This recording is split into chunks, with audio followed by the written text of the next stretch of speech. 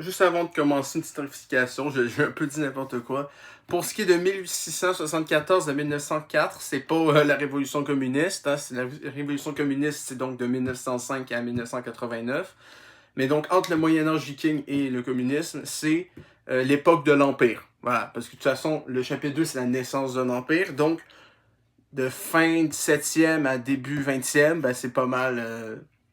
c'est ça, l'époque du tsarisme, de l'Empire. Voilà. Donc, juste pour rectifier, là aujourd'hui, on va lire donc l'époque du Moyen-Âge viking. La semaine prochaine, l'époque de l'Empire. Dans 2 semaines, la révolution. C'est pas révolution industrielle, parce que ça, c'est capitaliste. Donc, c'est la révolution communiste avec Lénine et Staline. Et après, le 21e siècle avec Poutine. L'époque qu'on est dedans actuellement. Donc, commençons enfin. Chapitre 1. Au commencement, donc le début, il était une fois. Et là, quand c'est des petits dessins comme ça, je vais pas les montrer longtemps, mais quand ça a des grosses pages, je vais le faire. Donc, en 862, quelque part dans le golfe de Finlande, donc les pays nordiques, évidemment, qui ont un lien quand même assez étroit avec la Russie, hein, que ce soit des frontières ou une langue quand même pas trop loin non plus. Terre! Terre! Donc c'est juste ça la page. Donc là, tout simplement, c'est des bateaux vikings qui se dirigent vers une terre, tout simplement. Donc on peut commencer à distinguer à quoi ressemble le trait de Cocopello. Assez unique comme style, même si on n'a pas encore trop de personnages, mais ça commence bien. Ryurik! Le rivage est en vue! Si tu continues à crier ainsi, c'est toute la terre qui sera au courant de notre arrivée. Bouge, laisse-moi voir mon futur royaume. Ouais. Bon, débarquons et on verra bien. Pardon de vous déranger. Il y a moyen de monter à bord? Salut, c'est Hugo. Je cherche Ryurik. C'est bien vous? Donc, évidemment, là, c'est Hugo de l'époque moderne qui recule dans le temps, tout simplement. Donc, c'est pour ça qu'il est là alors qu'il y a le chef viking. C'est bien moi, petit. Je suis le chef des Vikings Vareg. Super, vous venez bien de Scandinavie. Donc c'est une région de l'Europe du Nord, donc les pays scandinaves, donc Finlande, Islande, Danemark, Suède. J'en oublie un, mais on voit le genre.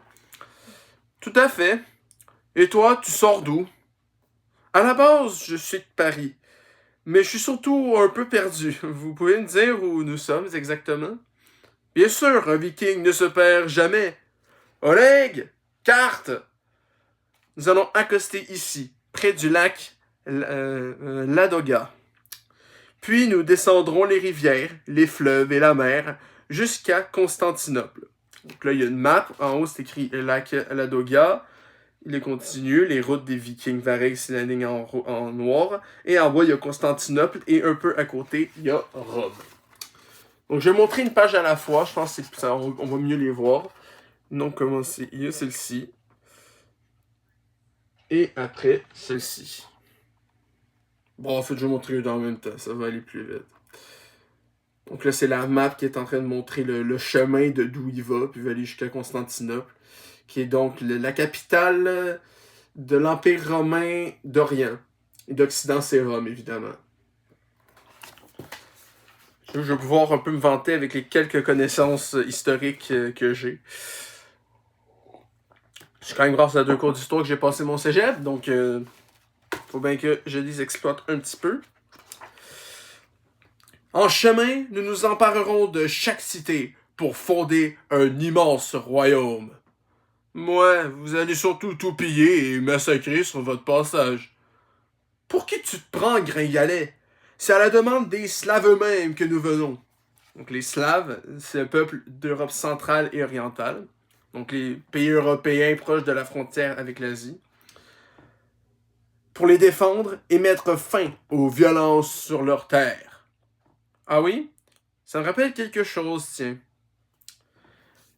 1160 ans plus tard, 24 février 2022, 3h30 du matin, studio d'Hugo Décrypte à Paris. Donc on est de retour à l'époque moderne. Chers citoyens russes, chers amis, j'ai pris la décision d'une opération spéciale. Son objectif, défendre les gens qui depuis 8 ans sont soumis à un génocide de la part du régime de Kiev. Donc là, c'est Poutine qui parle. Pour cela, nous ferons tout pour démilitariser et dénazifier l'Ukraine. Et ça, c'est des propos réels. Des fois, il y a des petits astérix pour préciser que ça, c'est pas des phrases qu'il a inventées, mais des vraies phrases. Bon, traduites, mais des vraies phrases. Dénazifier, une opération spéciale. Mais ça veut dire quoi, ça? Un génocide? C'est la guerre. Poutine envahit l'Ukraine.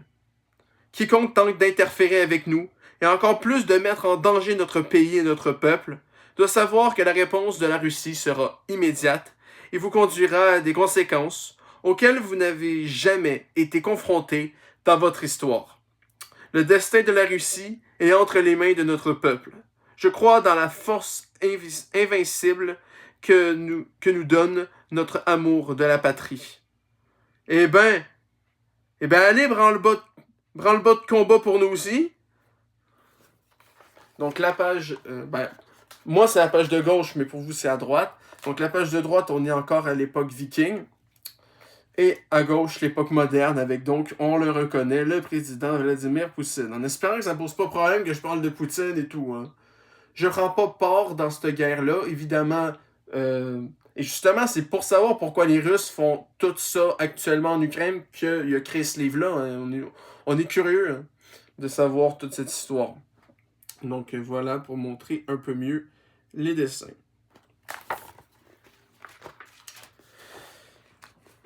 Alors, brosse à dents, ok. Peigne, ok. Doudoune, elle est là. Chapka, ici. Donc la chapka, c'est le chapeau russe. De toute façon, on le voit après. Tiens Hugo, voilà le topo sur la Russie. Cool, merci Eve. Je finis de préparer mes affaires et je lis ça. On a bossé toute la nuit. Mais je ne te cache pas que c'est compliqué l'histoire russe. Dès qu'on creuse une réponse, de nouvelles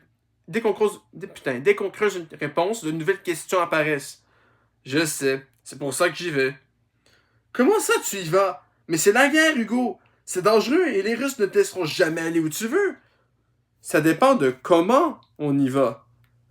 Que tu ailles en avion, en train, en voiture, à vélo, tu seras surveillé et empêché de faire ton travail librement. Ça tombe bien, parce que je n'utiliserai rien de tout ça. J'y vais en bande dessinée. En bande dessinée?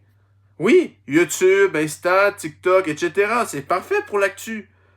Mais pour connaître l'histoire de la Russie, faut comprendre son présent. Imaginer son futur. L'idéal, c'est d'y aller en BD. D'ailleurs, nous y sommes déjà.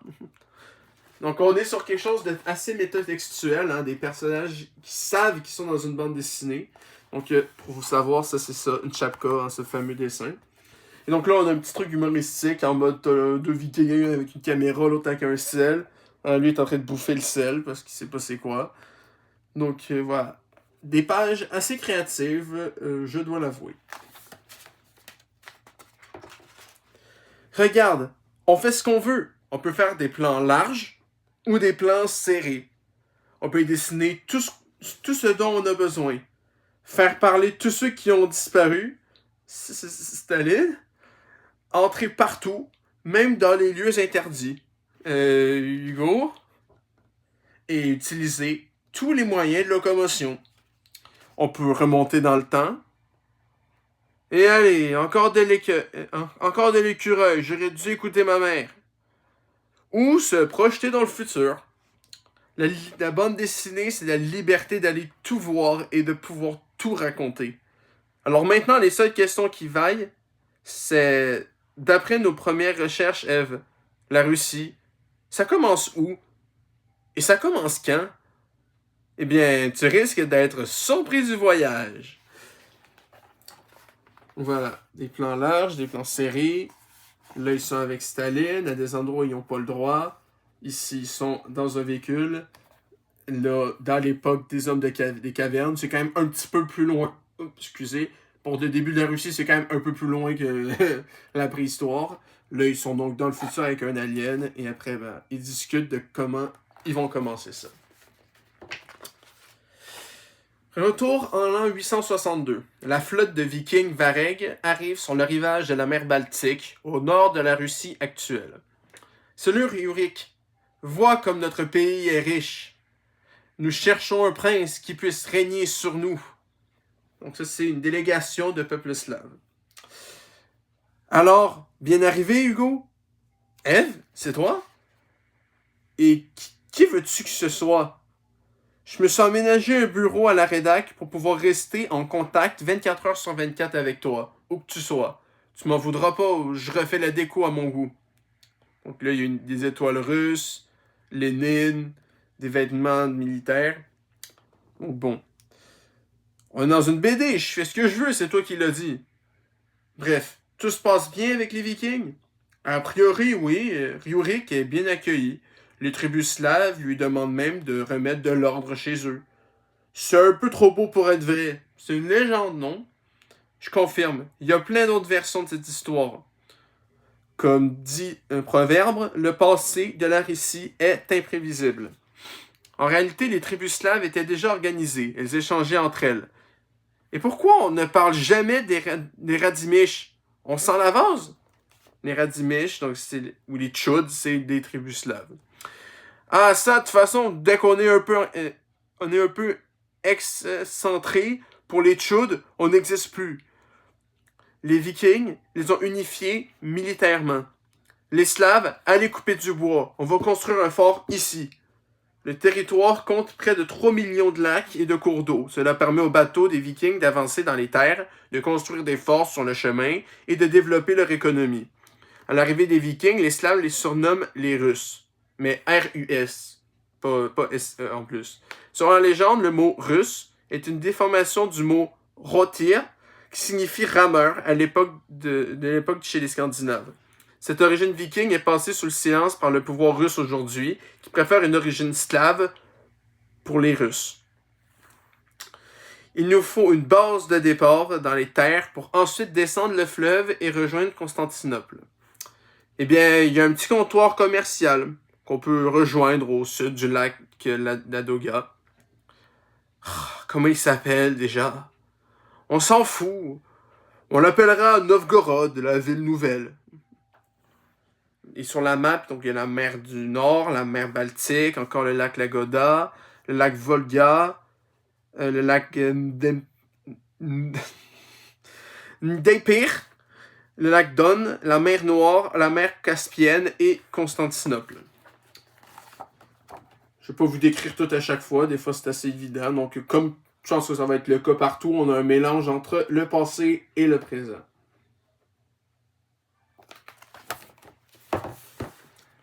Et Novgorod, je connais. Hein. Je ne sais plus exactement c'est quoi, mais je connais le nom.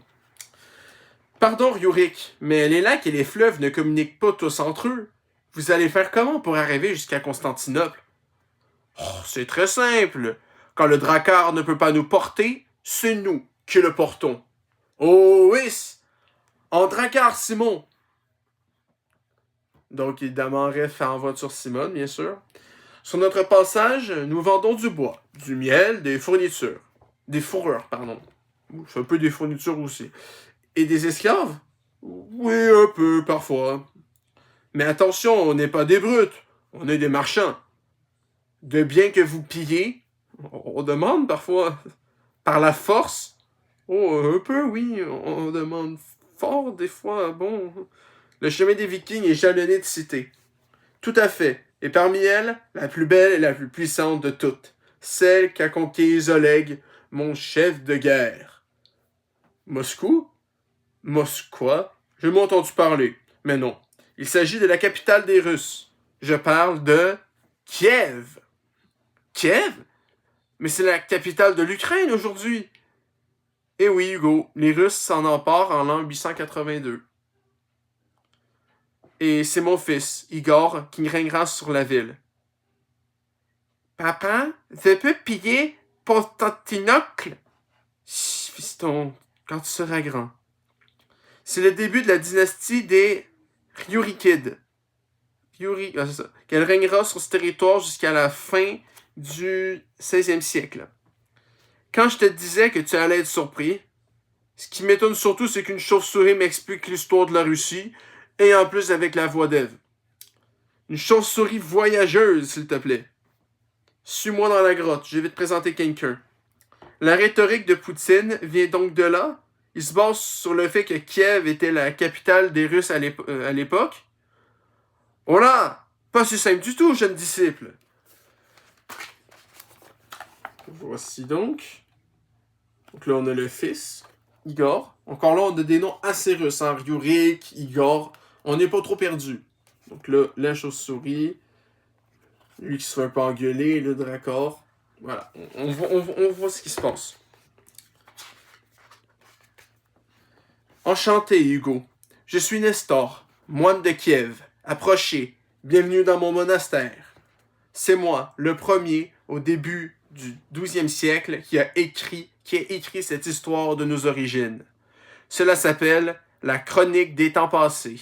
Et comme vous, j'ai mis des images dans mon livre. Mais revenons à nos moutons, ou plutôt à nos Romanov. Après la prise de Kiev, la dynastie qui s'y établit va peu à peu unifier les clans et les tribus des Slaves orientaux. Cette étape prend le nom de Russe. RUS toujours.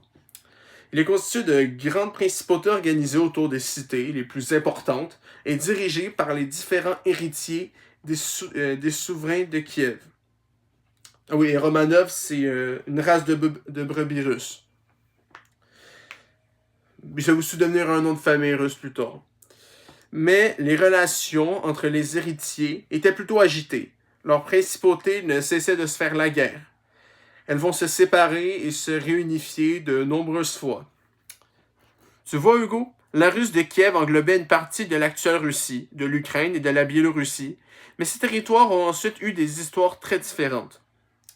Donc, la principauté de Novgorod, la principauté de Vladimir Suzdal, la principauté de Smolensk, la principauté Murom-Ryazan, la principauté de Polotsk, la principauté de Tchernigov, la principauté de Volhynie, la principauté de Kiev, la principauté de Pereyaslav, la principauté de Galicie et les nomades Pecheneg et ok, j'ai pas dit le N-word. C'est écrit N accent grave, G-U-E-S. Comment tu veux que je le dise? Ah. Pecheneges. Voilà. Comme ça, on est chill. Nomade Pecheneges et Poltsovots. Et donc, vous allez voir, en blanc, c'est les frontières des pays en 2025. Puis il y a aussi donc, les régions qui correspondent donc à la Russie et à l'Ukraine aujourd'hui. Donc, pour commencer, il y a donc la rencontre ici, avec le genre de moine, on va dire. En même temps, c'est souvent les moines qui étaient les écrivains. Donc là, on a quelques dessins et tout. Puis là, on a la map. Donc, si vous voyez la map, tout ce que j'ai dit.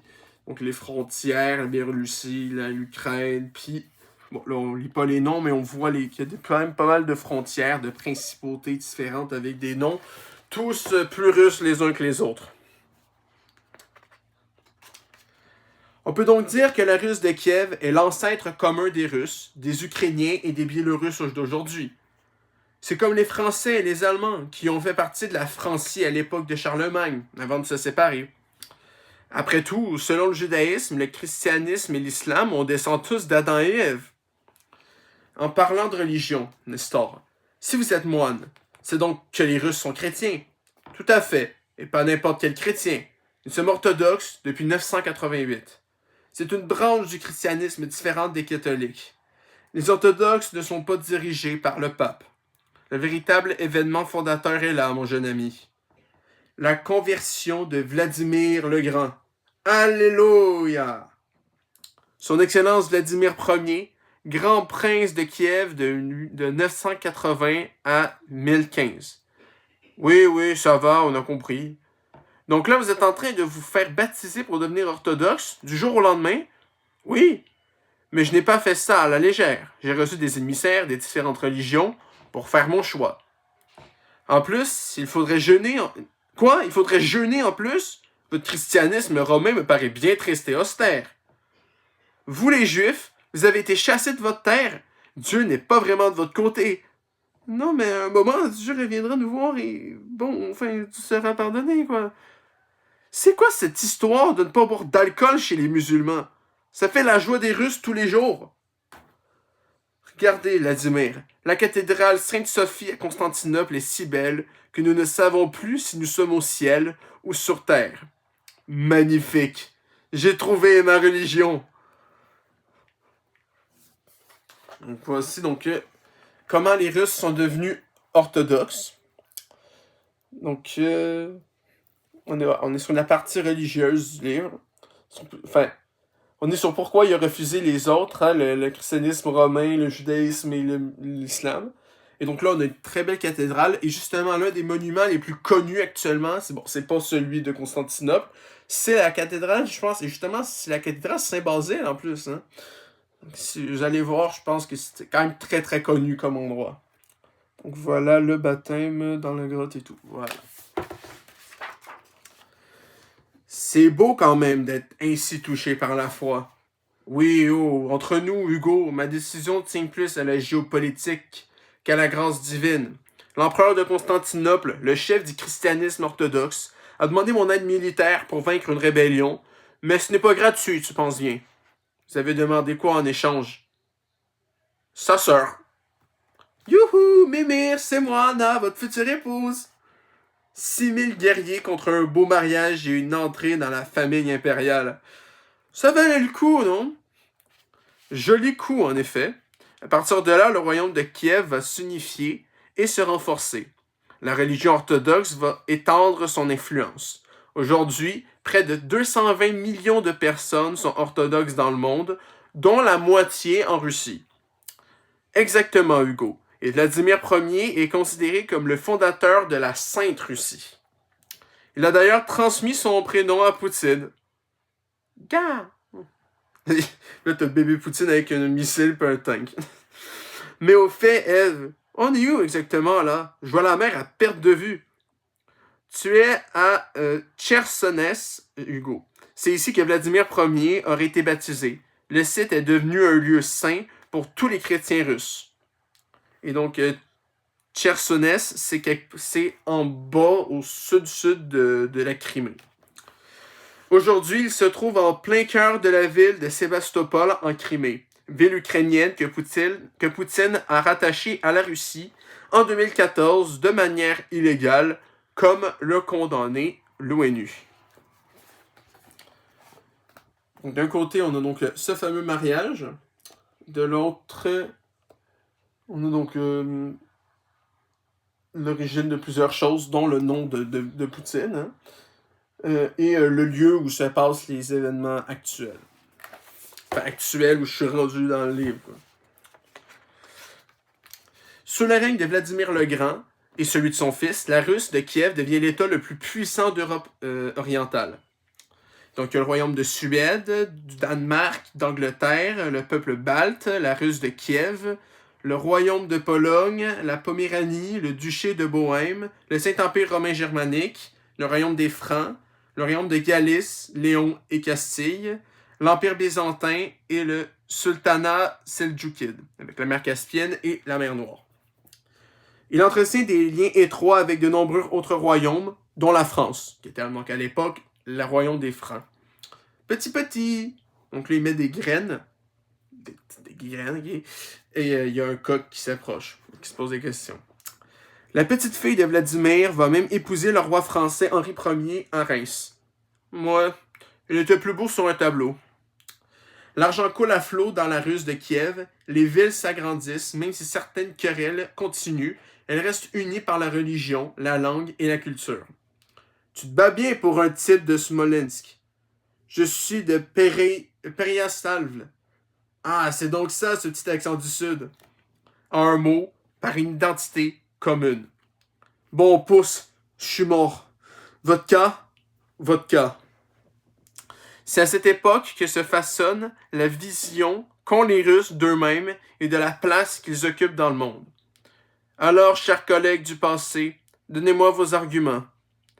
Notre territoire est vulnérable. Il faut qu'on se fasse notre force et que l'on conquiert de nouvelles terres qui n'avancent pas, reculent. Nous sommes traités d'égal à égal par les autres puissances uniquement quand nous sommes forts, avec des frontières sûres. Ah oui, qui n'avance pas recule. Ok, ouais. Il nous faut un pouvoir fort. Pas question de flancher. Il va forcément y avoir des conflits internes avec ce territoire immense. Mais à l'aube du 13e siècle, les Russes n'ont aucune idée de ce qui s'approche en provenance de l'Asie, ni du choc qui va bientôt bouleverser leur univers. Donc là, on a la map des pays, des endroits en Europe, et donc on voit que la Russe de Kiev est quand même très gros. Donc là, on a les Russes qui se font un peu de la gueule de la France, et là, une Russe qui se marie avec un Français. Et là, deux mecs qui se combattent et qui ont une identité propre, mais qui sont quand même unis par la Russe de Kiev. Là, on a une réunion stratégique avec Poutine et les dirigeants du passé. Et donc ici, et je vous le spoil tout de suite, ici, les envahisseurs donc d'Asie, c'est les Mongols. Donc la dynastie Khan, hein, je pense que ça, on la connaît bien.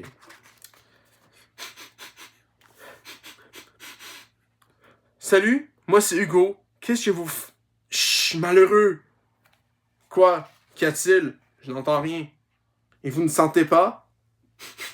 Ah oui, tiens, si, on dirait du purin. Enfin, une odeur de cheval, non? Exactement. Ils approchent. Qui ça, ils? De qui vous parlez? Si on savait, on n'a aucune idée de qui ils sont, ni d'où ils sortent. Sans doute de l'enfer. Les voilà! Fuyons! Donc là, on a une image, évidemment, c'est donc les guerriers de Mongolie. Et là, ça paraît un pays un peu moindre. Genre, actuellement, on n'entend quasiment plus parler de la Mongolie, mais à une époque, là, c'était l'un des plus gros empires de l'histoire. Eux, c'est les plus gros dans la première partie de l'histoire, et la seconde partie, c'est plus les Anglais. Hein, on connaît le Commonwealth et toutes les places que les Anglais ont conquis. Mais à l'époque, c'était vraiment les Mongols qui étaient principales dans la conquête d'absolument à peu près toute l'Asie, puis pas mal étrangement pas mal de l'Europe aussi. Donc là, on a les guerriers qui arrivent en cheval avec leur épée, leur bouclier, leur lance, prêts à attaquer. Venez, vite! C'était moyenne, mais ici, on est à l'abri. Et on est où? Donc là, c'est... bon, je sais pas c'est quel roi, mais donc c'est lui qui s'apprête à sentir une attaque arriver. Donc là, à gauche, on voit l'arrivée des guerriers de Mongolie. Et donc la fuite d'Hugo et de son pote, on pourrait dire, dans une ville. Voilà. Et on est où? Chez moi, à Novgorod. Je suis le prince Alexandre Nevsky. À ne pas mélanger avec... à ne pas mélanger avec Alex Nevsky, hein, le chanteur québécois. Ça n'a sûrement pas grand-chose à voir. C'était des guerriers mongols à nos trousses? Vous les appelez comme ça? Pour nous, ce sont les Tartares. Avec eux, cela n'a plus rien à voir. On a eu des voisins turbulents, on se battait parfois, mais les Tartares pillent et massacrent tout sur leur passage. Oui, un Tartare bien saignant, c'est logique. Bravo. Ils sont arrivés la première fois en 1223. Les princes de la Russe ont envoyé des dizaines de milliers de guerriers qui se sont fait massacrer. 14 ans plus tard, ils sont revenus plus nombreux pour occuper notre territoire et ils ont détruit la plupart de nos villes. Donc là, il reste juste Novgorod. Et par les raids Tartares, ils ont pris Rostov, Moscou, Smolensk, Minsk et Kiev dans la principauté russe. Kiev a résisté. On dit que seulement 2000 habitants sur 50 000 ont survécu au massacre. Près de la moitié de la population de la Russe a péri sous les assauts tartares. Mais et vous, Novgorod a l'air intact? Disons que nous avons compris la leçon. Au bout d'un moment, nous avons renoncé au combat. J'ai préféré payer un tribut pour acheter notre sécurité à défaut de notre liberté. Oh oui, Hugo, la Russe est désormais, et pour presque 2 siècles et demi, sous le joug tartare, autrement dit, sous le contrôle des Mongols. Je prends la grande chambre! Donc là, on a donc les assauts mongols qui ont donc fait beaucoup de morts. Et donc je pense qu'ils ont mis ça en rouge pour pas qu'il y ait de sang. Donc là, on a la map pour voir à quel point les Mongols ont quand même fait de sacrées avancées. Là, on a le massacre avec les crânes. Et puis là, on a l'union, hein, le tribut qui donne pour qu'il soit safe et un mini... Et, bon, ben, pas tant libre, mais au moins safe, quoi. Donc, voilà. Oh non, pas la grande chambre, c'est la mienne. Dis, oh, est-ce que je squatte votre yourte, moi? Pas très fun, cette coloc. Très drôle, Eve. Depuis quand t'es un cheval qui parle? Ben, je fais comme Jolly Jumper, le cheval de Lucky Luke. Lui aussi, il parle. Ok, bon. Dis-moi ce que tu trouves sur cette histoire de Joe Tortor. Ça m'intéresse. Je peux te répondre, curieux jeune homme. Je suis Batu Khan, petit-fils de Genghis Khan, fondateur et conquérant de l'Empire mongol. Le plus vaste empire continu que la Terre ait jamais connu. Ouais, parce que les Anglais, ils conquéraient quelques places un peu partout dans le monde. C'était un peu éparpillé, alors que les Mongols, c'est vraiment très continu de l'Eurasie, quoi, l'Asie et l'Europe. À la mort de mon grand-père, l'Empire mongol a été divisé en 4 parties. La Chine, l'Asie centrale, le monde arabo-perse et l'Occident que l'on m'a confié. C'est moi qui ai conquis toute la Russe entre 1237 et 1242.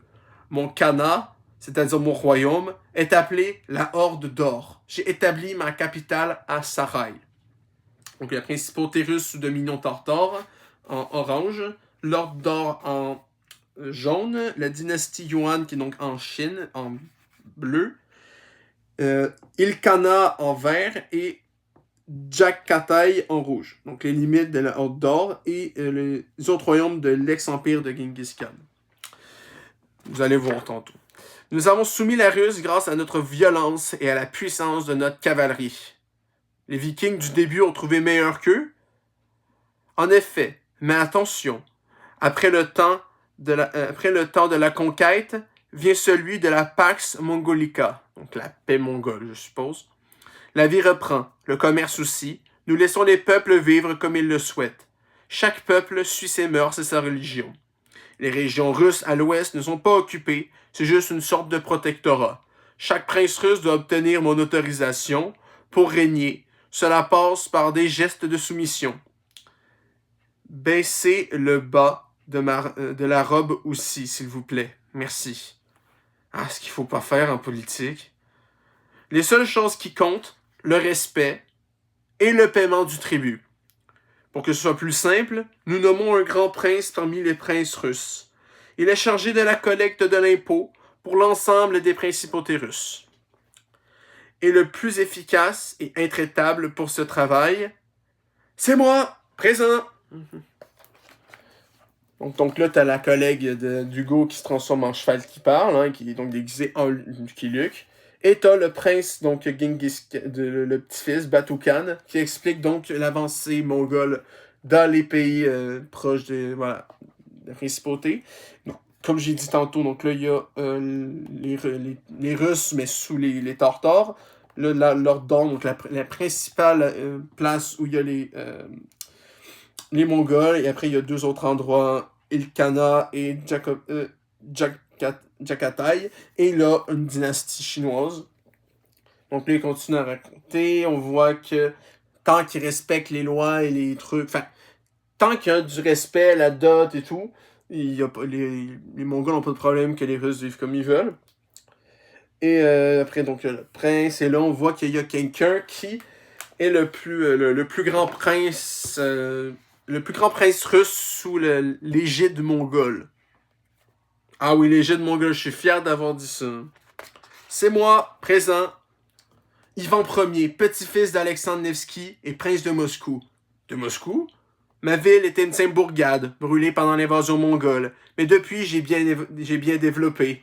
Je collecte le tribut pour la Horde d'Or, mais je prends ma commission au passage. Et avec ça, j'agrandis le domaine. J'achète, je soudoie, je dote, je combats.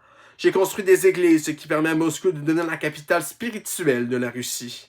Le chef de l'église orthodoxe russe déménage même sur place.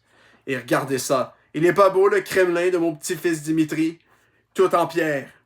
Le terme Kremlin désigne à l'origine les fortifications. Il est aujourd'hui utilisé pour nommer le pouvoir de Moscou. Malheureusement, les Mongols ont fini par s'inquiéter de notre puissance montante et nous réclament un tribut largement supérieur aux habitudes. Mais on ne va pas se laisser faire. 8 septembre 1380, dans la plaine de Kuliukovo, au sud de Moscou, 60 000 guerriers russes écrasent 120 000 guerriers mongols. Donc, ils étaient littéralement 2 fois moins. Pour la Sainte Russie! Donc là, on a les combats, donc je vais te montrer tout de suite. Hein. Donc là, on a un aperçu d'à quoi ressemblait Moscou à l'époque. Il est donc une petite bourgade un peu plus petite qu'à l'époque. Et donc là, on a la présentation de qui est Ivan Ier. Et donc, ils ont fait de Moscou la capitale spirituelle, le Kremlin, donc les remparts de la ville. Et donc là, les attaques, parce que la dot commençait à être beaucoup trop élevée, vu comment ils commençaient à être indépendants. Donc là, on a une grande scène de combat historique, avec cheval, épée, flèche, armure, ben voilà. On voit le genre de l'époque médiévale, hein, que ce soit en Russie, en Europe ou peu importe. L'époque médiévale, c'est l'époque médiévale. Les Russes mettront encore un siècle avant de se débarrasser des Mongols. Mais dans leur imaginaire, Kulikovo marque le début de la nation russe. Un monastère a d'ailleurs été bâti à Moscou pour célébrer cette bataille, qui scelle l'alliance de la religion et de l'armée contre l'envahisseur. C'est exactement le discours que tient encore Poutine aujourd'hui. Et oui, et ce joug mongol expliquerait pourquoi la Russie s'est développée à un autre rythme que l'Occident. Oh putain. Zdra... Non, mais au début, dans l'intro, j'ai essayé de faire un accent de con. Là, je dois en refaire un. Il dit encore bonjour en russe phonétique.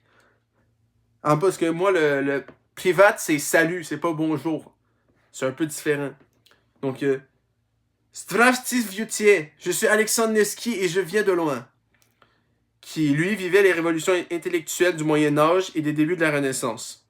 Dites, ça sent le crottin tout d'un coup, c'est moi. Au 19e siècle, les Français avaient un proverbe pour moquer le côté mal dégrossi des Russes. Grattez le russe, vous trouvez le tartare. Excellent. Mais certains courants nationalistes russes pensent au contraire que l'invasion mongole a donné à la Russie son destin et son identité si particulière, à cheval entre l'Europe et l'Asie. C'est vrai qu'avec la Turquie, je crois, c'est le seul autre pays qui est à la fois asiatique et européen. Donc eurasiatique. Voilà, je suis bien d'accord. Si je peux me permettre, la brutalité n'est pas une invention des Mongols. À l'ouest, d'autres envahisseurs ne valaient pas mieux. L'Europe centrale, c'est en pleine ébullition. Et les frontières de la Russie sont aussi menacées par les Polonais et les tribus qui composent le Grand-Duché de Lituanie. Près de la Baltique, les Teutons, les ancêtres des Allemands, se battent également pour les terres fertiles de l'Est. Les Teutons mèneront de nombreuses batailles contre Nevsky et ses descendants. Des siècles plus tard, quand Hitler attaquera la Russie, il assouvira ce vieux fantasme de la conquête de l'Est. Donc il y a les États russes qui sont attaqués par l'Ordre teutonique, le Grand-Duché de Lituanie, le Khanat de la Horde d'Or et le Royaume de Pologne. Et en plus aussi le Royaume d'Autriche et d'Hongrie. Qui vont évidemment un moment donné, si vous connaissez un peu votre histoire au moins du 20e siècle, l'Empire d'Autriche-Hongrie. Au début du 15e siècle, le monde russe, toujours sous le joug mongol, menacé par ses voisins de l'Ouest, semble au bord de la disparition. C'est pourtant à ce moment-là que Moscou se met à rêver grand et à vouloir devenir la troisième Rome. La troisième Rome, il n'y en a pas qu'une.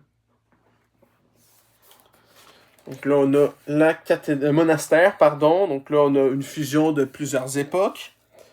Là, on a les Européens qui se foutent de la gueule des Russes. Ici, on a une map dessinée, donc la map entre l'Europe et l'Asie.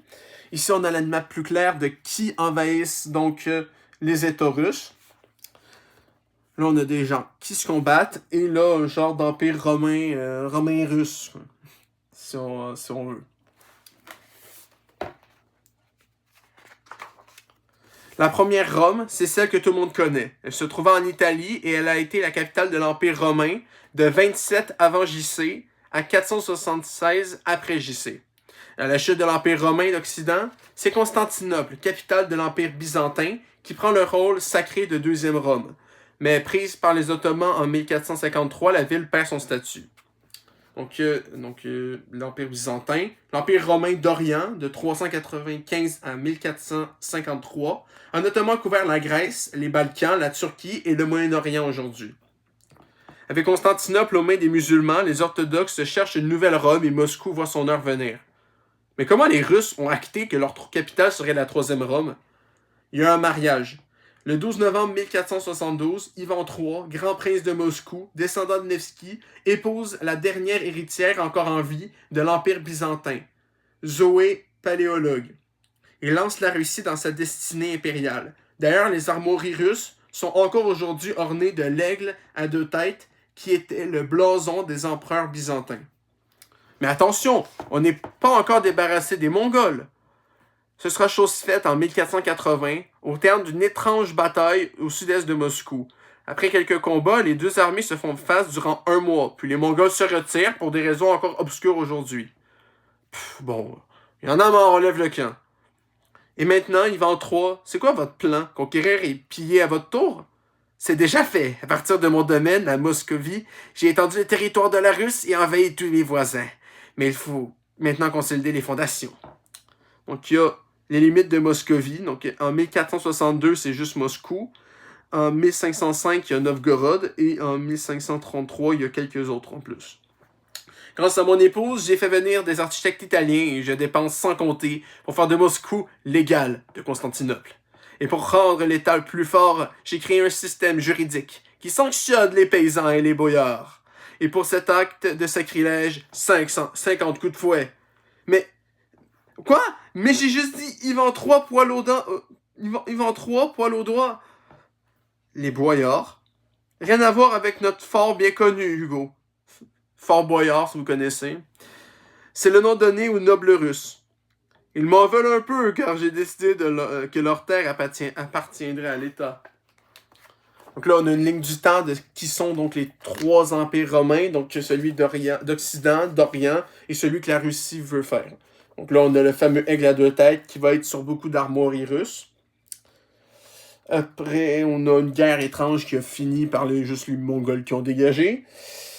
Et les limites de la Moscovie, donc comme j'ai dit, donc l'en rouge c'est le plus loin dans le temps. Après, il y a eu le mauve et le vert qui s'est rajouté.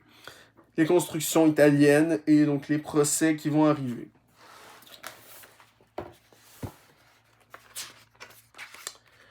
En gros, je fais tout pour que l'État et Moscou soient forts. D'ailleurs, tu sais comment on m'appelle? Ivan III. Ça, c'est mon nom. Mais pour mon titre, c'est le tsar. C'est-à-dire César, prononcé tsar en russe. Et donc là, donc ça, c'est la fin du chapitre 1. Donc 36 pages, on est à presque 3/4 d'heure. J'espère que vous êtes toujours là et que vous aimez ce que vous entendez. Le chapitre 2 s'appelle donc Naissance d'un empire. Donc d'un côté, la fin du premier, on a donc Hugo qui parle à Ivan III, et donc tu as Ivan III maintenant qui grandit parce que c'est devenu le tsar de la Russe de Kiev. Et là, le 2, c'est la naissance d'un empire, donc c'est le fameux aigle à deux têtes qui sort de son œuf, alors que l'autre c'était juste Hugo avec une rame, là c'est Hugo face à ce piaf. Donc, si vous êtes encore là après le chapitre 1, c'est que vous kiffez, donc commençons donc faisons donc maintenant le chapitre 2. Il est un petit peu plus court, mais quand même une trentaine de pages. Studio d'Hugo Décrypte à Paris, donc on revient dans les années 2020. Lorsque s'ouvre le 16e siècle, la Moscovie est donc devenue l'un des plus puissants États d'Europe orientale. Ivan III meurt en 505. Après un règne de plus de 43 ans, son fils Vassili III lui succède jusqu'en 1533. Mais celui qui va achever de transformer le royaume moscovite en un vaste empire, c'est le fils de ce dernier, Ivan IV. Il porte le prénom de son grand-père, mais va rester dans l'histoire grâce à son surnom. Un surnom évocateur, qui va influencer la pratique du pouvoir des dirigeants russes et façonner leur image dans le monde entier. On le surnomme Ivan Grozny, autrement dit, Ivan le Terrible. Ouh, le pas fin. Donc le voici, Ivan IV Grozny le Terrible. Donc là, on est sur des images, sûrement comme lui fait sur YouTube, hein, avec des images en arrière. Donc je peux vous montrer les images qu'il y a.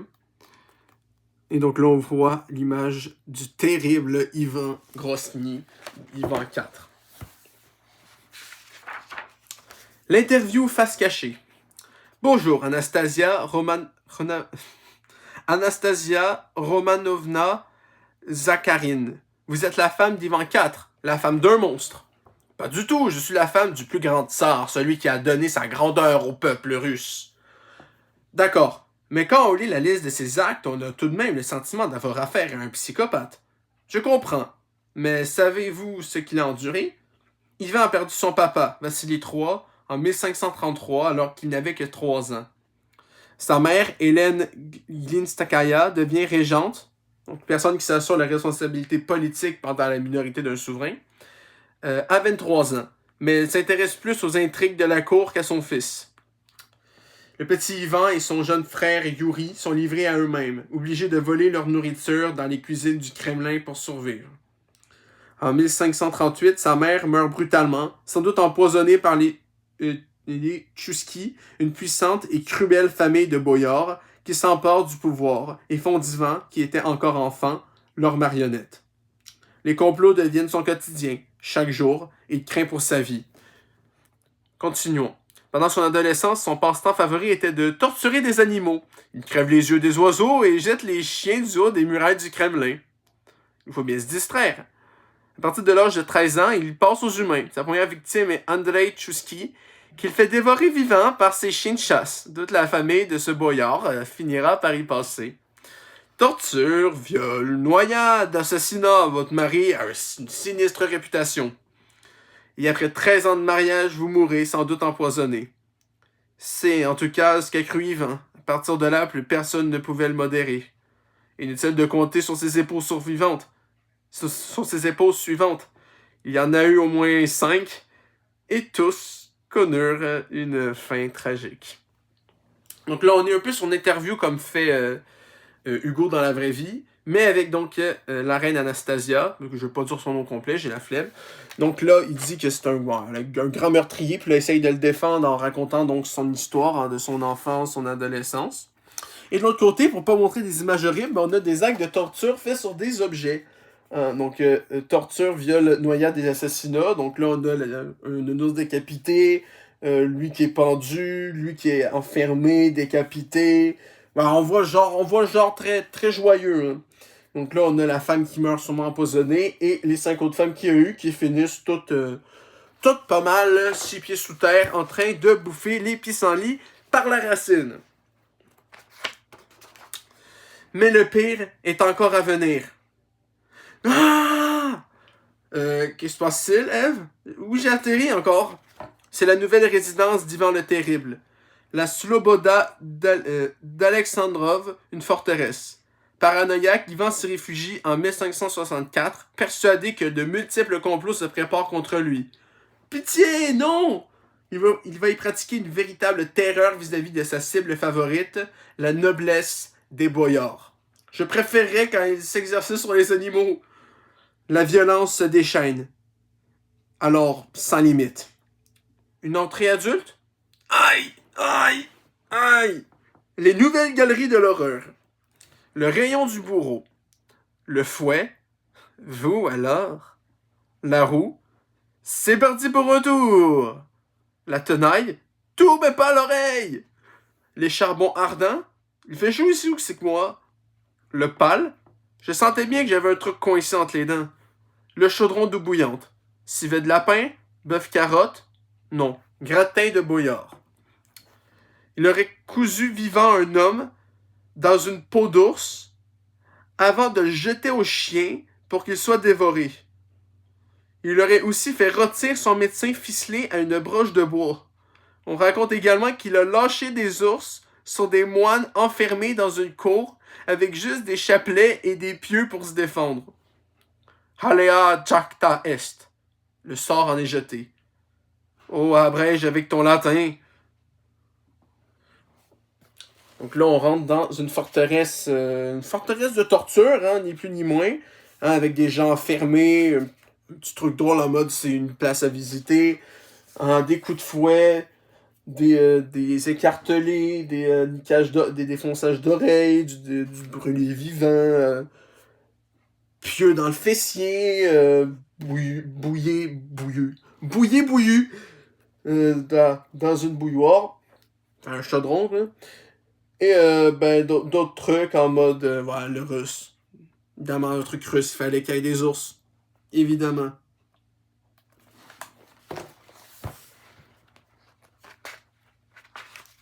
En s'enfermant dans ses résidences, Ivan ne se contente pas de laisser libre cours à son imagination en matière de sévices.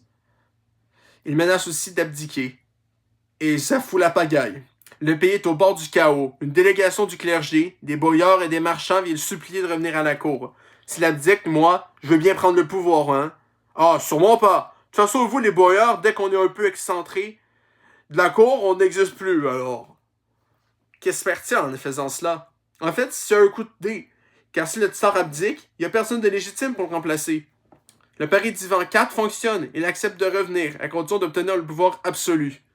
Bon, d'accord, je vous préviens. Désormais, tout ce qui est à moi, et tout ce qui est à vous, est à moi aussi. C'est ainsi qu'est créé l'Opritchnina, une réserve de territoire correspondant à tout le nord de la Russie sur lequel le pouvoir du tsar ne connaît aucune limite. Donc là, on a une map, il y a Londres, Paris, Berlin, Stockholm, et le territoire de l'Opritchnina en 1571, donc Moscou, Russie, vous allez voir ça. Pour y régner, Ivan crée les Opritchniki, une milice de 6000 cavaliers lui obéissant au doigt et à l'œil. Ils sont vêtus de noir et portent un balai, symbolisant le nettoyage du pays. À leur selle, ils accrochent des têtes de chiens décapités. Durant 7 ans, ces escadrons de la mort vont faire régner la terreur, exécutant plus de 10 000 personnes et ruinant le commerce. En 1572, persuadé qu'on l'a trahi, Ivan dissout la troupe, marquant ainsi la fin de l'Opritchnia. Je préférais quand ils s'exerçaient sur les boyards. Mais les futurs dirigeants de la Russie vont s'en inspirer. Ils auront presque tous une milice ou une police spéciale dédiée aux basses œuvres. Dans des exemples en date, Vladimir Poutine et le groupe Wagner. Donc là, t'as Ivan qui abdique, qui pense à abdiquer. En tout cas, il fait une menace. Il dit attention, hein, maintenant, absolument tout m'appartient. Donc là, on voit à quoi ressemble maintenant la Russie. C'est de plus en plus gros. Et ce qui est en mauve au lieu d'en plus rose, c'est toutes les places qu'il n'y avait pas, puis que maintenant ils ont. Donc on voit que c'est de plus en plus gros et qu'on voit pourquoi la Russie maintenant c'est quoi, 18 millions de kilomètres carrés, je crois, quelque chose du genre. 2 fois plus gros que le Canada, alors que le Canada est deuxième. Donc là, on a les raids par les Opritchniki, on a tous les massacres, tous les trucs dégueulasses qu'ils ont fait. Une petite joke dans l'atmosphère et voilà, le dernier exemple en date, donc la police de Poutine. Voilà pour la légende noire d'Ivan le Terrible. Mais il n'a pas marqué l'histoire de son pays uniquement par la terreur. T'es habilleuse maintenant? Arrête de bouger. Je t'envoie à la cérémonie la plus importante de ta vie. Il faut que tu te fasses passer pour un invité. Ivan IV va être proclamé tsar. Arrange-toi pour rentrer en contact avec lui. C'est bon, suis-moi. Moscou, sacre d'Ivan le Terrible, 16 janvier 1547. C'est Ivan IV, ce jeune homme agenouillé? Chut! Oui, c'est lui. Mais il a quoi sur la tête? Une callosité. C'est une bosse qui s'est formée sur son front à force d'embrasser le sol en priant. Oh, là-bas! Qui c'est qui bavarde pendant qu'on me sacre? Désolé, je me présente, je suis Hugo. On m'a dit de venir vous voir pour comprendre votre importance dans l'histoire russe. Déjà, il faut savoir que je suis un modernisateur. J'ai écrit des lois, créé des ministères, soumis la noblesse russe à l'État et réorganisé l'armée de l'Église. Cette année 1547 a été cruciale dans ma vie et dans celle de la Russie. En avril, puis en juin, des incendies ravagent Moscou. L'année de mon sacre, c'était un mauvais présage. Étais-je abandonné des dieux? Je devais forcer le destin. Avec mon armée de 25 000 hommes, je vais partir en conquête en direction de l'Est. Donc, retour un peu à la modernité avec un déguisement un peu crédible. Donc là, on a le sacre d'Ivan IV. Là, évidemment, il se fait remarquer. Mais il dit, bon, ça va, je veux juste connaître l'histoire de la Russie, t'inquiète. Et donc, t'as l'Upal qui fait la modernisation de la Russie. Et donc là, une grosse image quand même. Donc, Moscou qui est en feu l'année où il est sacré le tsar. Donc, effectivement, c'est de mauvais augure. On voit que c'est quand même bien détaillé, bien classe. Horrible, mais bien dessiné.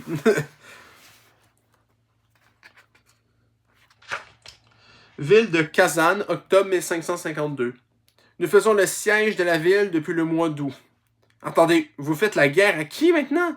Aux Tartares. Les Mongols, mais ils avaient déjà été chassés.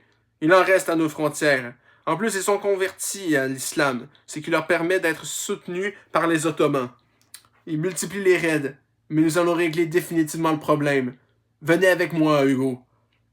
Comment c'est tout ça? J'arrive.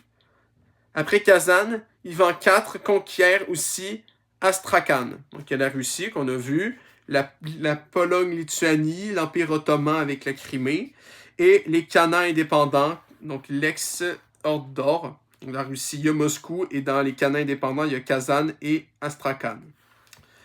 Cette conquête des Khanats tartares marque un tournant primordial pour l'Empire russe. En plus des orthodoxes, il va désormais inclure des populations musulmanes et turco-mongoles.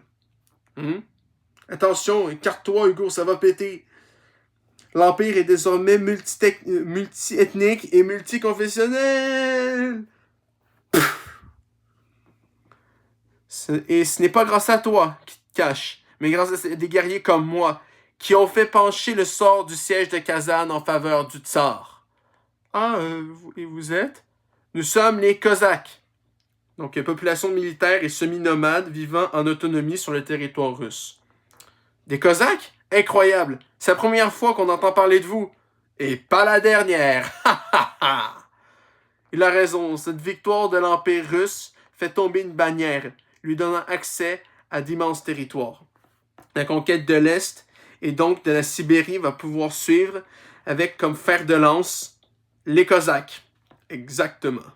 Donc, la Pologne-Lituanie, la Russie, le peuple Kazan et donc le Khanat de Kazan avec Kazan, Astrakhan et Saranov. Et donc, là, bon, on va commencer là. Donc là, il y a les attaques qui attaquent donc les Mongols avec les Ottomans alliés. Donc là, on a la map avec toutes les... on connaît. Enfin, en tout cas, je vais vous le lire. Donc là, on a la fille qui se transforme en boulet, littéralement, et là, elle se fait lancer par des canons impressionnants. Non, en fait, non, c'est pas impressionnant, ça existait déjà, mais quand même. Et donc là, on a les Cosaques, donc des militaires nomades, qui font faire des ravages. Donc là, la Russie, c'est ce qui est en brun, et le Khanat de Kazan, donc territoire conquis. Tout ça, ça maintenant appartient à la Russie. Donc on voit que l'expansion, c'est constant, ça s'arrête jamais. Même maintenant, hein, on sait, mais ça va être plus loin.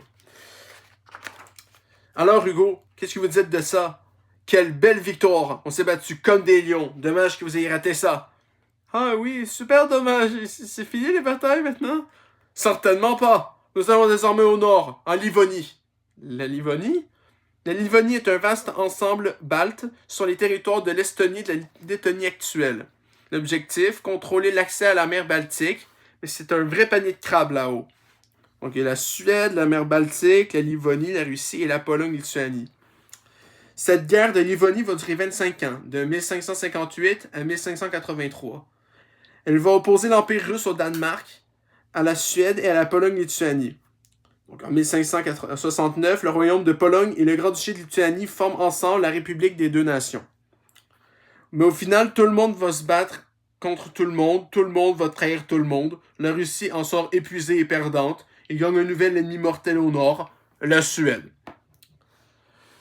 Cela ne va pas arranger la folie paranoïaque d'Ivan. Ses plus proches conseillers lui écrivent pour essayer de le raisonner, mais il y voit la preuve de leur traîtrise et leur répond vertement. Tu crois que je vais me laisser empoisonner par la bave de tes lettres? Tu as rejoint les chiens rotants et maléfiques. Avorton de Satan, porc au groin doré, patate véreuse. Et ça aussi, c'est une citation authentique. Le drame arrive le 15 novembre 1581. Ivan assassine son fils aîné d'un coup de sceptre. Le pauvre avait voulu défendre sa femme agressée par son père. Oui! Eh bien, ça sent la fin imminente de la dynastie des Riorikides et la future guerre civile. Et toutes ces années, et tout ce sang versé pour en arriver là, le 18 mars 1584, Ivan IV s'effondre lors d'une partie d'échecs. L'empoisonnement est une hypothèse crédible, même si les circonstances de sa mort restent non élucidées à ce jour. Ivan le Terrible est aujourd'hui glorifié en Russie. Plusieurs statues en son honneur ont été érigées dans le pays. Il y avait une statue de Trump. C'est pas fou, quoi. Donc là, tu as le retour de combat des soldats. Là, on a là le prochain combat pour s'emparer donc de la Livonie, qui est donc au milieu de la Pologne, de la Russie et de la mer Baltique. Là, on a une partie, je m'en rappelle plus du nom, je pense que c'est Risk. Je suis pas trop con, donc là, on a un peu une parodie du jeu Risk.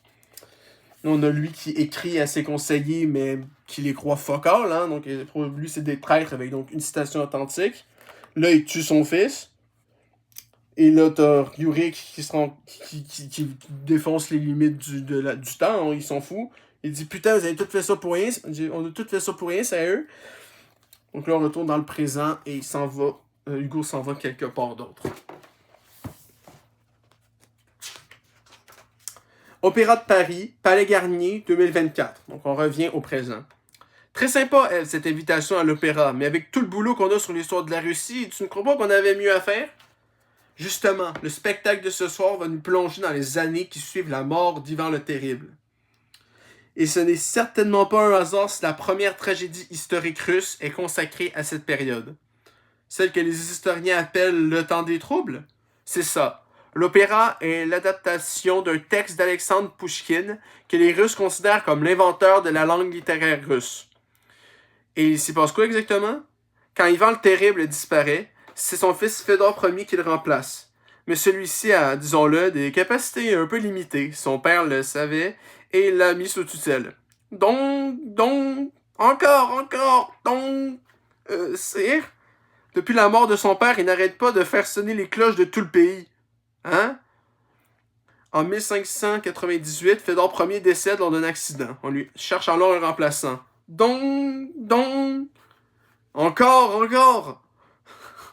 Ivan le Terrible n'avait pas d'autre fils? Si, Dimitri. Le fils de sa 7e ou 8e épouse, on ne sait plus trop. Malheureusement, il se serait planté un couteau dans la gorge lors d'une crise d'épilepsie. Drôle d'histoire. Mais s'il n'y avait plus d'héritier, qui occupe le trône alors? Celui qui va donner son nom à cet opéra. C'est le tuteur de Fédor. Il se nomme Boris Godunov. Voici ce cher Boris Godunov, juste ici. Donc là, il y a l'opéra de Paris. Le plafond avec donc les gens modernes habillés chiquement. Donc là, ils discutent. Il y a la suite de qu'est-ce qui va arriver après Ivan le Terrible. Donc t'as le fils un peu crazy, qui sait pas trop quoi faire. Il crève assez rapidement. Après, il y a l'autre fils, mais il s'est planté un couteau lui-même hein, quand il y a eu une crise d'épilepsie. Donc là, on découvre c'est qui. Donc le tuteur qui va devenir le tsar, Boris Godunov. Boris Godunov, en l'absence d'héritier légitime, l'Assemblée du peuple russe vous a élu tsar. Maintenant que je suis au pouvoir, je déclare la guerre à la Suède et je commence la colonisation de la Sibérie. Et mon règne est entaché de catastrophes naturelles. Entre 1601 et 3, des hivers terribles entraînent une famine sans nom, 2 millions de morts, un tiers de la population. Donc en 2008, des géologues ont prouvé que l'éruption du volcan Huayna Putina au Pérou en 1600 eut pour conséquence des températures hivernales records et des récoltes catastrophiques à l'échelle mondiale. On dit que Dieu m'accuse d'avoir assassiné l'enfant d'Ivan le Terrible, Dimitri. Et son fantôme va bientôt venir me hanter. C'est moi, Dimitri, j'ai finalement survécu, je suis le tsar, le seul, l'unique, désigné par Dieu. C'est là, et c'est là que ça devient drôle. Oui, c'est lui, le vrai tsar, Dimitri, gloire à Dimitri II. Boris Godunov meurt en 1505 et ce Dimitri prend le pouvoir. Bon débarras, une fois de sort, je me marie avec une noble polonaise de religion catholique. Quoi? Mais en vrai, c'est un imposteur à la solde de l'étranger. Tuez-le! Coupez-le en petits morceaux! Tout était faux. Il ne s'appelle pas Dimitri, mais Grigory. Et il était soutenu par le roi de Pologne. Son corps sera dépecé, brûlé, et ses cendres envoyées au canon chez les Polonais. En seulement 15 ans, de 1598 en 1613, on comptera 5 tsars et plusieurs autres faux Dimitri qui n'accéderont pas au trône. Les puissances étrangères vont profiter de ce désordre pour multiplier les invasions. Je suis le vrai Dimitri. Mais ah non, c'est moi, Dimitri. Menteur! Donc là, on a en fait, on a toute la pièce. Donc là, quand il est sacré de sort, quand il raconte toutes les galères qu'il a vécues, le Dimitri qui revient, mais qui en fait pas le vrai. Et voilà, là, un bon tissu de mensonges, hein, comme on aime bien, les bons complots politiques de l'époque. Et là, si vous n'avez pas reconnu, on a une ref au vieux dessin animé Spider-Man. Si vous avez la ref, c'est un M quand même assez connu. La Russie a alors bien failli disparaître. Cette période, voit en fait l'aboutissement de 3 crises. Une crise de gouvernance, sans héritier, le système tsariste ne peut fonctionner. Une crise sociale économique, la noblesse est fracturée entre petits nobles et boyards et les paysans fuient le pays pour échapper à la misère. Et une crise géopolitique. En s'étendant de la sorte, la Russie fait face à des ennemis toujours plus nombreux, les Ottomans et les Tartares au sud, les Suédois et les Polonais à l'ouest. Et après ce temps des troubles, le peuple russe est prêt à s'en remettre à un souverain tout-puissant capable de mettre fin au chaos. Sa mission, faire régner l'ordre en mettant tout le monde au service de l'État. Ok, d'accord, oui. Vladimir Poutine s'inscrit dans cette logique. Il considère que la fin de l'URSS, au début des années 1990, était une période de trouble. Mais ça, on va en parler plus tard. Sans tsar, rien ne va. Enfin, c'est amusant de noter que les faux tsars sont un phénomène récurrent dans l'histoire russe. Les Russes se disent que si Dieu leur fait subir des calamités, c'est qu'il y a un usurpateur au pouvoir et ils espèrent alors que le vrai souverain réapparaisse. Salut, je suis Evgeny Prigogine. Il vous resterait un masque? Et ce gars-là, c'est l'ex-dirigeant du groupe militaire russe Wagner qui s'est révolté contre Poutine en 2023. Ainsi, quand il n'y a plus de tsar, les Russes en créent un. En 1613, un nouveau tsar a été désigné, et c'est un adolescent de 16 ans, Michel Romanov, petit-neveu de la première femme d'Ivan le Terrible. Le jeune homme va inaugurer une dynastie qui régnera plus de 3 siècles jusqu'à la fin du tsarisme.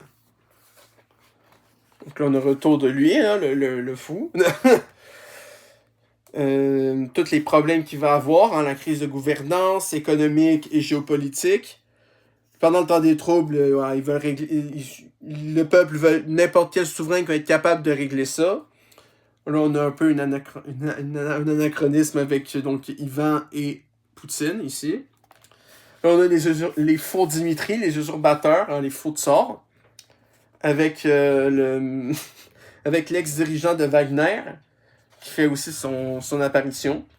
Et donc là, ils s'en vont chercher le nouveau, donc Michel Romanov, qui va commencer une dynastie qui va finir jusqu'à la fin du tsarisme, donc en 1673. Si je suis pas trop con. Paris de nos jours. Ah, mais il fait froid, un froid de canard dans le bureau ce matin. Que se passe-t-il? Le chauffage est en panne? Et pourquoi toutes les fenêtres sont ouvertes? Il fait moins 12 dehors. C'est Eve qui l'a demandé pour t'entraîner, apparemment. Eve, c'est quoi cette histoire d'entraînement au froid? Tu veux me faire voyager en congélateur? Crois-moi, quand tu y seras, même un congélateur te paraîtra le summum du confort thermique. Ici la station de Kotka. Est-ce que vous m'entendez? Quand j'y serai? Mais où ça? Et avec qui tu communiques? Tu comprendras plus tard. Enfile cette combinaison du sport immédiatement. Allô, m'entendez-vous? Allô? Laisse-moi deviner. Je vais en Sibérie? Bingo, la toute première expédition russe t'attend pour partir. Mais quand? 1er septembre 1581, environ de Perm dans les montagnes de l'Oural. Donc, Oural, c'est une chaîne de montagnes à l'est de Moscou. Salut, c'est Hugo. Laissez-moi deviner, vous partez en rando. Donc ça, c'est l'image qu'il y avait au début, ça faisait oublier. Hugo, enchanté. Je suis Annika Stroganov, fondateur d'une longue lignée de marchands, d'industriels et d'explorateurs. Ma famille et moi-même finançons cette expédition.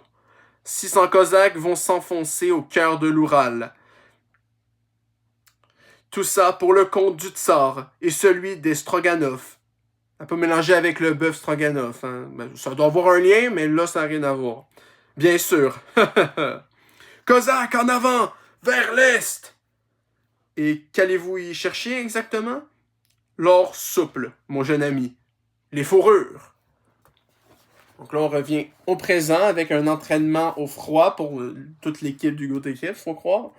Donc t'as Eve qui explique pourquoi, qui dit qu'elle s'en va dans une mission, et là, il découvre que cette mission, c'est en Sibérie. Hein, donc la partie la plus...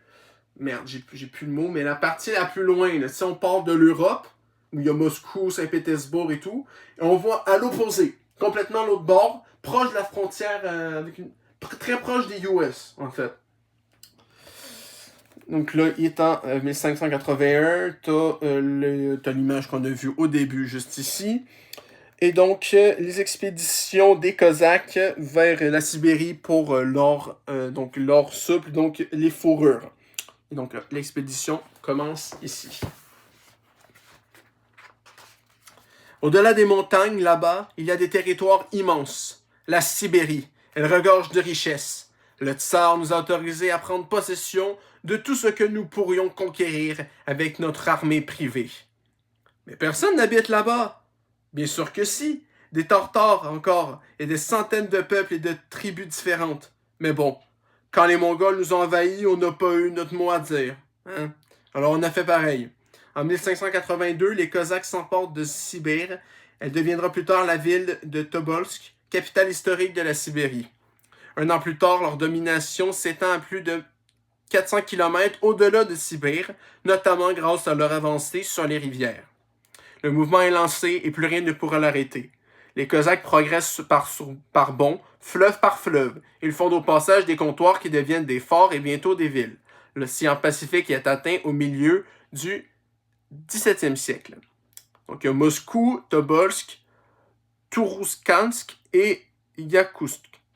Et là, après, ça va en Sibérie. Suivant de près les conquérants, les bureaucrates arrivent pour collecter le Yassak, un impôt souvent payé en fourrure par les autochtones. Ouvrez, on vient payer l'impôt. Trop tard. Vous aviez jusqu'à minuit. Revenez demain avec les pénalités. Notre conquête de l'Est ressemble à la conquête de l'Ouest en Amérique. Les cow-boys sont les Cosaques, mais nos Indiens sont bien plus nombreux. Et la nature beaucoup plus hostile. Hélas, nous n'avons pas été aussi forts que les Américains pour populariser cette épopée. Voyez, que vous évoque mon nom, Stroganov. Le bœuf Stroganov? Ouais, je suis pas fou. Recette de ragoût. Voilà, une recette de cuisine. Super. Bon, allez, je retourne à mes faux rires. Dos Vindania. Donc, au revoir. Donc là, il y a les explorations, les envahissements, bien sûr, c'est un mot. Les conquêtes en bateau, là on a la map, hein. Là on commence vraiment à reconnaître la forme de la Russie, là. Donc de Moscou jusqu'en Sibérie.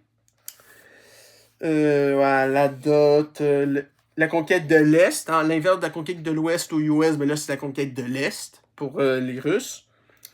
Et donc, là, t'as le fait que la conquête de l'Est russe, personne ne la connaît à comparer de la conquête de l'Ouest aux US. Et donc, évidemment, Stroganov, le seul truc qu'on connaît, c'est le bœuf Stroganov. Donc là, il dit évidemment, super, de la cuisine, allez, je me casse. Donc, voici donc. Là, il reste 5 pages. Laissez tomber ce marchand, Hugo. C'est un maître jaloux des hommes qui refuse de lui appartenir. Oh, un théâtre? C'est un vertep, un théâtre de marionnettes ukrainiens. Chez les marionnettes, comme dans les contes et les proverbes, on m'appelle Mamaï. Je suis un peu comme votre guignol, quoi. Sache qu'il y a une différence entre la conquête de la Sibérie et la conquête de l'Ouest américaine.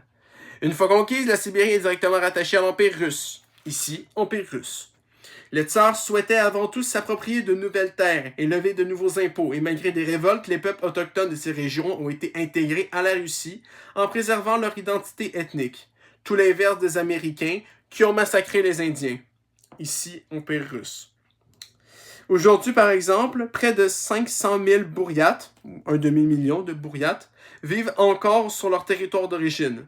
Donc les Bouriates, c'est une ethnie mongole qui vit encore en Russie.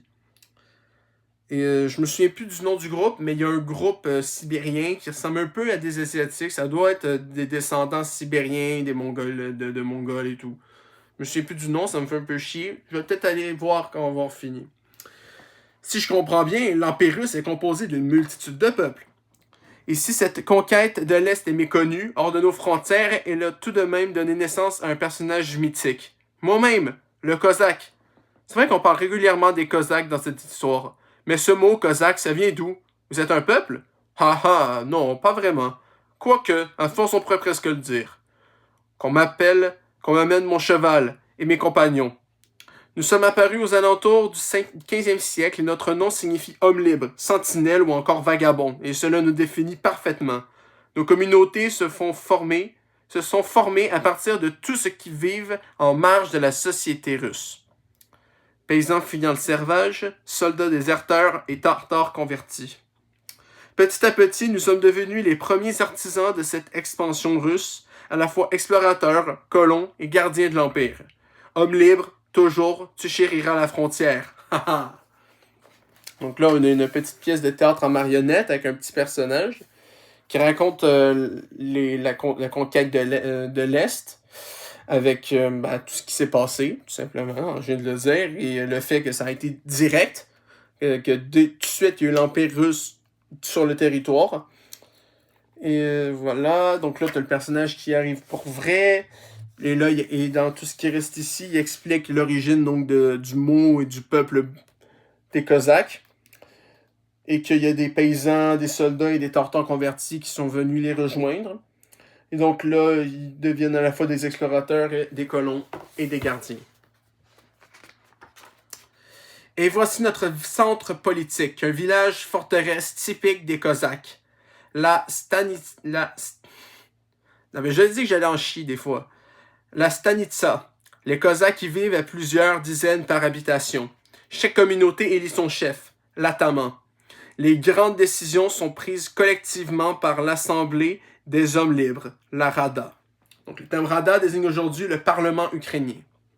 L'Église est au centre de la Stanitsa, même si au départ nous avons accueilli toutes les confessions, nous sommes devenus petit à petit des défenseurs de la chrétienté orthodoxe. Notre tenue vient des steppes orientales. Elle est parfaitement adaptée à notre mission, la guerre et l'exploration. Ne bougez pas, je vous ajuste. Les trois communautés les plus connues sont les Zaporogues, dont le berceau est sur les îles du Dniepr. Donc les Zaporogues signifient au-delà des rapides du fleuve. Leur territoire recouvrant une partie de l'Ukraine actuelle, c'est la plus ancienne. Les Cosaques du Don, au nord-est de la mer d'Azov, et les Cosaques de Sibérie, que tu as vus lors de la conquête. Plus tard, pour accompagner la conquête du Caucase, il y aura aussi les Cosaques du Kouban, ceux du Terek, etc. Donc voilà, les Zaporogues, Dniepr, Cosaques du Don, Kouban, mer d'Azov, mer Noire, Caucase, Terek, mer Terek et non Derek, mer Caspienne et Cosaques de Sibérie. Vous allez voir ça bientôt.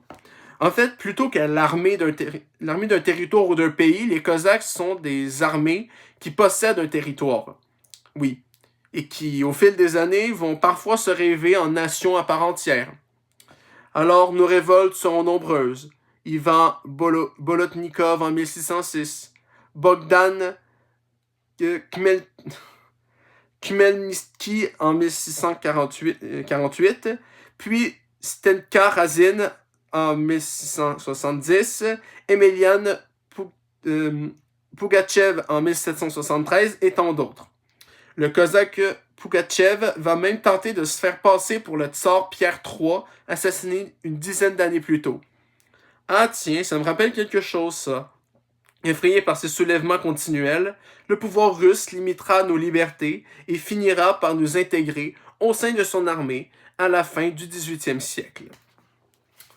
Donc là, tu as les habitations cosaques juste ici, l'église, les vêtements traditionnels, la map d'à quoi ressemblent les différentes communautés cosaques, juste ici. Là, tu as le personnage qui revient dans son truc de théâtre. Et là, tu as d'autres personnes qui ont essayé de prendre le contrôle. Encore là, donc là, on a une petite scène, je veux dire, comique. Un peu. Alors, ça fait boum, c'est un peu comique, mais pas abusé, c'est pas hilarant. Et donc, voilà. Et dernière page pour aujourd'hui. Je vois, les tsars supportent mal l'existence de communautés aussi libres au sein de leur empire. Les Cosaques auront pourtant façonné l'empire russe pendant 2 siècles. Ils participent aujourd'hui à l'écriture ou à la réécriture de son histoire. Poutine les présente comme les fidèles gardiens des frontières russes au service de la puissance de l'empire. En Ukraine, on les voit au contraire comme des hommes libres, en lutte perpétuelle contre le pouvoir russe, et comme les précurseurs de la nation ukrainienne. Donc là, on a vu beaucoup de Poutine. Là, il y a un dessin de Zelensky. Au-delà de ces visions historiques différentes, un constat s'impose. À la fin du 17e siècle, la Russie est en passe de devenir le plus grand pays du monde en superficie. Le tsarisme entre dans son âge d'or, qui sera aussi celui de ses souveraines. Catherine, enchantée. Appelez-moi la grande, ça suffira. Et donc, dernière image, juste celle-ci, donc. Donc là, tu as le tsar qui revient d'en arrière, hein, Ivan le Terrible. Et là, donc, qui fait l'écriture ou la réécriture de l'histoire. Là, on a les différentes perceptions. Les différentes perceptions des Cosaques. Hein. Pour les Russes, c'est des serviteurs de la mère patrie. Et pour les Ukrainiens, donc évidemment, ça, si vous n'avez pas connu, c'est écrit, hein, c'est Zelensky. Et donc, ils voient comme des hommes libres qui sont en lutte contre le pouvoir russe. Et donc là, on commence à entrer dans une ère plus une ère d'empire, l'ère du tsarisme. Donc jusqu'à présent, on n'était pas encore rendu là, mais à partir de maintenant, et pour les 2 prochains chapitres de la semaine prochaine, on va être avec les tsars et les souveraines comme Catherine la Grande. Et donc, c'est ainsi que se terminent les 2 premiers chapitres du livre Hugo décrypte en Russie. Et je vous rassure, ça va être la plus longue vidéo. Hein. Là, c'est 66 pages. La semaine prochaine, ça va être 50, après 52 et 32. Donc, le 1h25 à peu près d'aujourd'hui va être le plus long, la plus longue vidéo. Je vous le dis tout de suite, donc ne vous démotivez pas tout de suite. Donc, j'espère que vous avez aimé. On a exploré plus de 812 ans d'histoire de la Russie, donc de la conquête viking jusqu'au balbutiement du tsarisme après que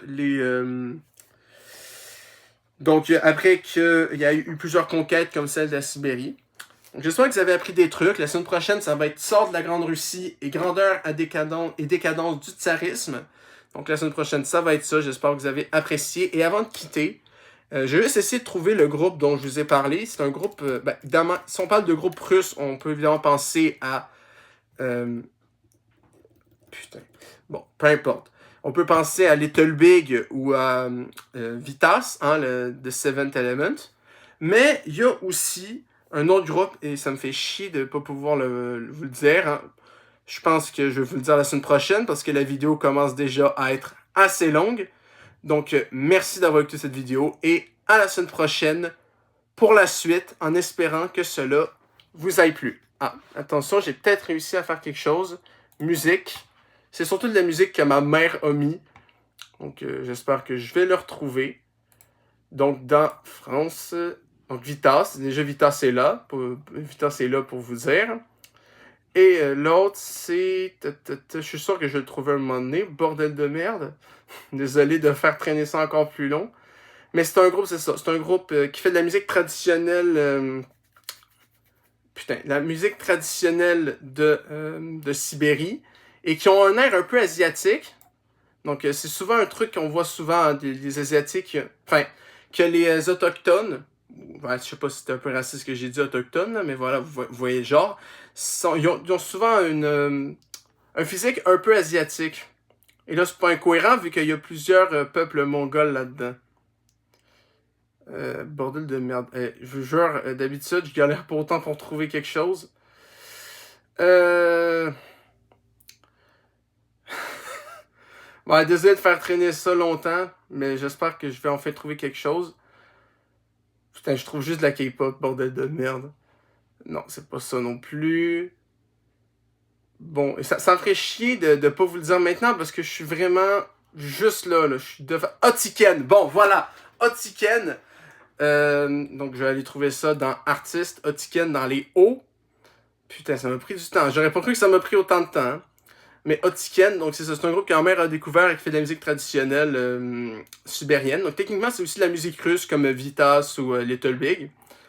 Et pour vous donner des recommandations, donc, il y a Genesis, Legend, Siberia, Storm et My Wing. Donc, si vous voulez aller voir Otiken, O-T-Y-K-E-N, c'est de la musique traditionnelle sibérienne qui est très intéressante, mais aussi Little Big et Vitas qui peut être intéressant à aller écouter si vous voulez. Donc, j'avais dit 1h25, on est presque à 1h27, donc c'est bon. Maintenant, on a trouvé recommandation Otiken si vous voulez écouter ça. Vous restez dans le mood russe en attendant la semaine prochaine.